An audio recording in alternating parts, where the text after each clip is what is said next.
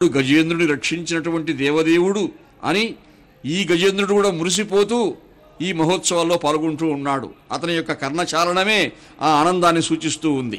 ఆ గజేంద్రుడు అలా కర్ణచాలనం చేస్తూ ఉండడం, అలా అలంకారాలు పొంది ఉండడం, అటు ఆ తిరునామాలు ఇవన్నీ చూస్తూ ఉంటే ఆ దివ్యమంగళ హారతులు స్వీకరిస్తున్నటువంటి దేవదేవుడు ఆ హారతులన్నీ కూడా ఆ స్వామికి అర్పణమవుతూ ఉన్నాయి.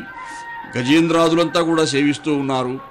నానానేక పయూధముల్ వనములోనన్ పెద్ద కాలంబు సన్మానింపన్ దశలక్ష కోటి కరిణీ నాథుండనయ్యుండి మద్దానాంభ పరిపుష్ట చంద్ర లతాంతఛాయలందు అన్నట్టు అని భాగవతంలో ఆ గజేంద్రుడు ఎంత రాచఠీవి వరకబోశాడో ఆ టీవీని ఈ గజేంద్రుడు కూడా వరకబోస్తూ ఉన్నారు.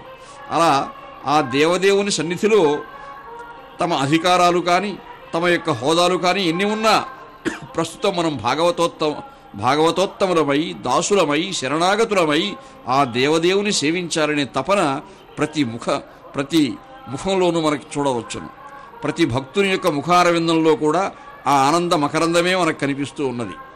అరవిందాక్ష పదారవింద మకరంద ఆసక్తులయ్యున్న సత్పురుష శ్రేష్ఠుల వృత్తములు వినక దుర్బుద్ధిని విలంఘించి దుర్నర వార్తా కథన ప్రపంచములు కర్ణప్రాప్తి గావించి వాసరములు వ్యర్థత పుచ్చుచుండ జనదు ఈ సంసార బంధంబునన్ అని భాగవతం చెప్పినట్టుగా మనము ఆ అరవిందాక్ష పదారవింద మకరందాసక్తి మనకు కావాలి అంటే ఈ తిరువీధులలో విహరిస్తున్నటువంటి ఆ పరమాత్మను మనం చూడగలగాలి, సేవించగలగాలి, ఆ పాదపద్మాలను ఆశ్రయించాలి.